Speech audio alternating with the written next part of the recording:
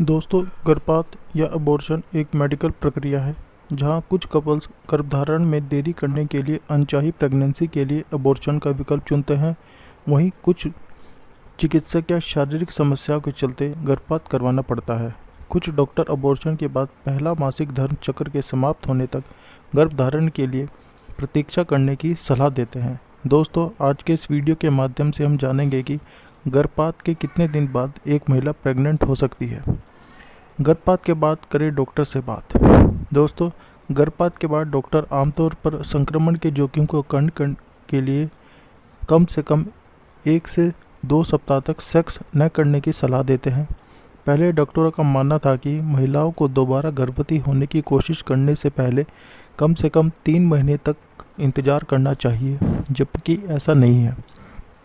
अगर महिला फिर से गर्भवती होने के लिए मानसिक, भावात्मक व शारीरिक रूप से तैयार है तो प्रतीक्षा करने की कोई आवश्यकता नहीं है।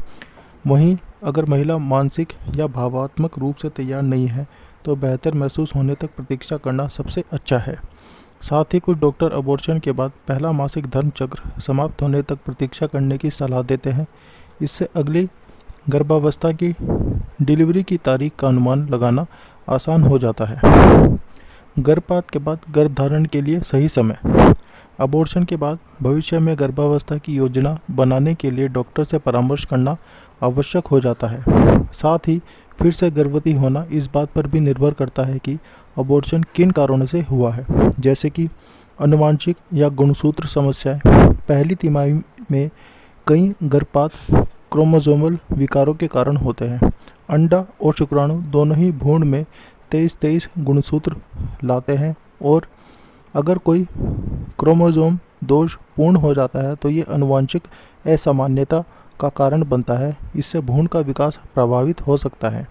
वहीं अगर गर्भवती महिला की उम्र 35 या उससे अधिक होती है तो भी गुणसूत्र संबंधी समस्याओं और गर्भपात का खतरा बढ़ जाता है।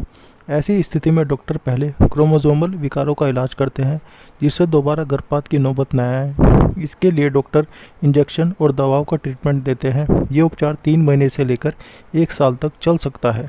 कुछ महिलाओं में डॉक्टर अबॉर्शन के 3 महीने बाद ही प्रेगनेंसी प्लानिंग की सलाह देते हैं और इस दौरान क्रोमोसोमल विकारों का उपचार करते हैं। साथ ही फॉलिक टेस्ट और अल्ट्रासाउंड भी किए जाते हैं ताकि ओवुलेशन पीरियड्स का सही पता लगाया जा सके। हार्मोनल असामान्यताएं। प्रोजेस्टेरोन हार्मोन का कम होना स्तर निषेचित अंडे को गर्भाशय में प्रत्यारोपित होने से रोकता है।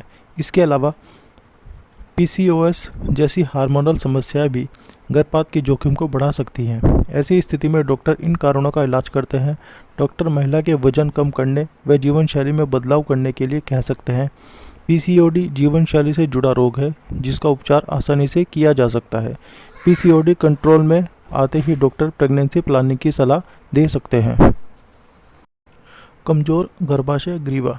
इंकपेटेंट सर्विक्स की वजह से प्रेगनेंसी के दौरान सर्विक्स बहुत जल्दी खुल जाती है, जो गर्भपात का कारण बन सकती है।